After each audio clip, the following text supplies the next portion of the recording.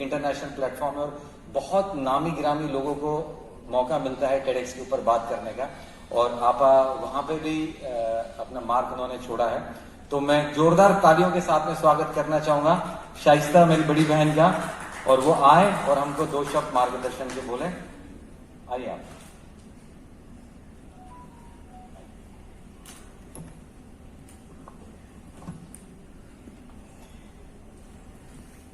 منچ پر بیٹھے ہوئے ہماری پیاری بہن اور لمبے سنگھرش کے ہم لوگ ساتھی ہیں، اور اس ٹائم پردھان ناگرک کی حیثیت سے ہماری بہن سہیل بھاٹیا جی، اور معزز محترم انقلابی شخصیت جناب شاہین چشتی صاحب، جو صوفیزم کی شہنشاہ خواجہ معین الدین چشتی رحمۃ اللہ علیہ کے ونشجوں میں سے ہیں، اور انہیں نے اس سنت کو کرنے کے لیے انگلینڈ سے چل آئے اور عورتوں کی درد کو سنا.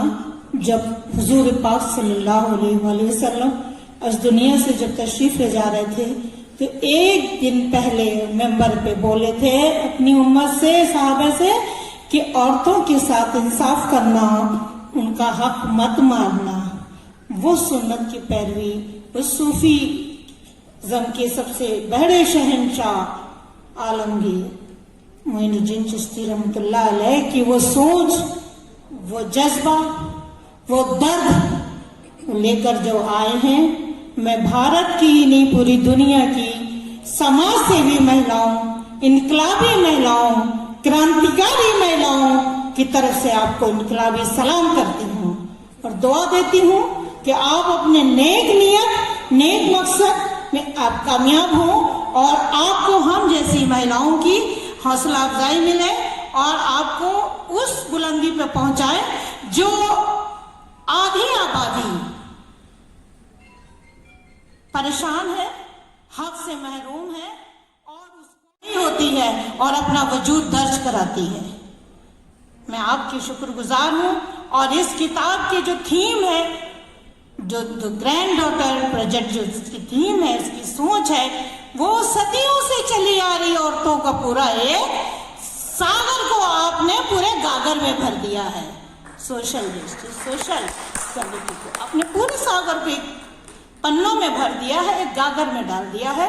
میں اس کے لیے بھی آپ کو مبارکباد دیتی ہوں. اور ہم نے زندگی میں ہمارے پاس بہت بڑی بڑی اپارچونٹی آئی، لیکن وہ اپارچونٹی سیاسی بھی تھی، سماجی بھی تھی، لیکن میری آواز جو تھی وہ ظلم کے خلاف تھی اور انصاف اور حق نہ دینے والے ان ٹھیکیداروں کے خلاف تھی. اور اس میں کہیں نہ کہیں مجھے لگ رہا تھا کہ میری آواز روک دی جائے گی، اس لیے میں ایک پرسنل فریم میں. آج 10 اگست ہے، آج محرم کی اسلامی تاریخ کا پہلا دن، اور محرم کا حضور پاک صلی اللہ علیہ وآلہ وسلم کی آل اہل بیت کو 72 مظلومین معصومین کے ظالم ملعون لعنت اللہ یزید نے بھوکا پیاسا شہید کیا. اس کی وجہ تھی کہ امام حسین نے کہہ دیا تھا کہ ظالم عیاش بادشاہ کی ہم کو خلافت کی سند نہیں دیں گے. ہم جو انصاف کرے گا، جو کمزور کی رعایا کی، پرجا کی جو حق دے گا، انصاف کرے گا، امن و شانتی قائم کرے گا، ہم اس کے ساتھ میں کھڑے. وہ یزید نے نہیں مانا اور بھوکا پیاسا 72 ساتھیوں کو 10 دن میں قتل کر دیا، جس میں معصوم بچہ دودھ پیتا بھی تھا اور بزرگ بھی تھے. وہ دن آج شروع ہو رہا ہے اور اسلام قربانیوں سے شروع ہوتا ہے، اور قربانیاں حضرت ابراہیم علیہ السلام کے بعد ختم ہوتی ہے. میں سمجھتی ہوں کہ ہندوستان میں آج سے 5 دن کے بعد 15 اگست آنے والا ہے.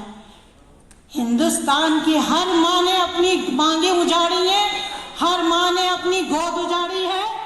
وہ صرف بھارتی کی ہوتی ہے اور اپنا وجود درج کراتی ہے. میں آپ کی شکر گزار ہوں. اور اس کتاب کی جو تھیم ہے जो ग्रैंड डॉटर प्रोजेक्ट जो इसकी थीम है, इसकी सोच है, वो सदियों से चली आ रही औरतों का पूरा एक सागर को आपने पूरे गागर में भर दिया है। सोशल जस्टिस, सोशल इक्वालिटी को आपने पूरे सागर के पन्नों में भर दिया है, एक गागर में डाल दिया है। मैं इसके लिए भी आपको मुबारकबाद देती हूँ। और हमने जिंदगी में हमारे पास बहुत बड़ी बड़ी अपॉर्चुनिटी आई, लेकिन वो अपॉर्चुनिटी सियासी भी थी, समाजी भी थी, लेकिन मेरी आवाज जो थी वो जुल्म के खिलाफ थी और इंसाफ और हक न देने वाले उन ठेकेदारों के खिलाफ थी। और उसमें कहीं ना कहीं मुझे लग रहा था कि मेरी आवाज रोक दी जाएगी, इसलिए मैं एक पर्सनल फ्रेम में गुजारिश करना चाहूंगी कि आप महिलाओं के एम्पावरमेंट पे बात कर रहे हैं, उसको नेक मकसद से बात कर रहे हैं, तो अगर लखनऊ में इसको प्रोजेक्ट को चलाना है तो इस्लाम की शरीयत में एक आता है सबसे बड़ा प्रोग्रेसिव और सबसे बड़ा इनकलाबी काम आता है वक्फ की जमीनों पर।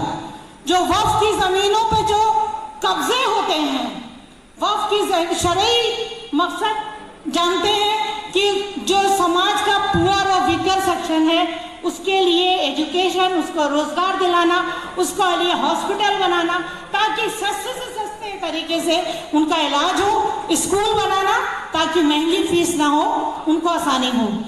आप सरकार से हमारा भी प्रोजेक्ट चल रहा है। मैंने मुख्तार अब्बास नकवी साहब से मुलाकात करके और माननीय प्रधानमंत्री जी नरेंद्र मोदी जी से और हमारे राष्ट्रपति जो प्रणब मुखर्जी थे और अभी भी जो वर्तमान में राम कोविंद जी को प्रोजेक्ट भेजा था कि आप वक्फ की जमीनों पे तलाकशुदा, विधवा और डिसेबल, मेंटल डिसऑर्डर वाली महिलाओं और पुरुषों और बच्चों के लिए एक आश्रय होम बनाएं और उनको 40 साल या 30 साल की मुद्दत का उनको आवंटित करें ताकि जब वो उनका बच्चा अगर वो बड़ा हो जाएगा तो वो कहीं ना कहीं वो भी रोजगार के लायक हो जाएगा, फिर अगली कोई औरत आएगी, फिर उस मकान में उसको रखा जाएगा।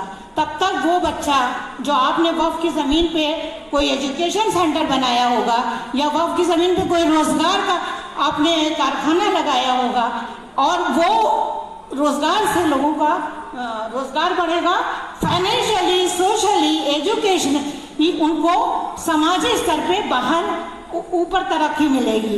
ये एक तरीका बहुत अच्छा है।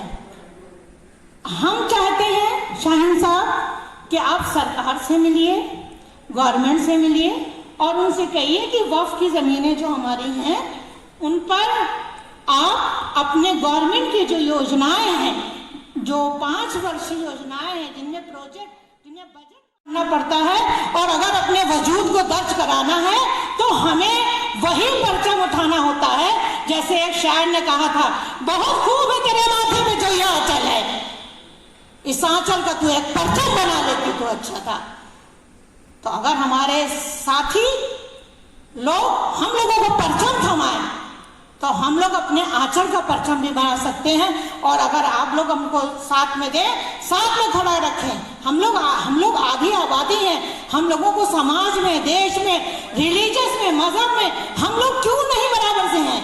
हम लोगों को जब हर धार्मिक ग्रंथ में हम लोगों का बराबर से चर्चा है, विष्णु ब्रह्मा महेश की पूजा बाद में होती है, दुर्गा लक्ष्मी सरस्वती की पहले होती है।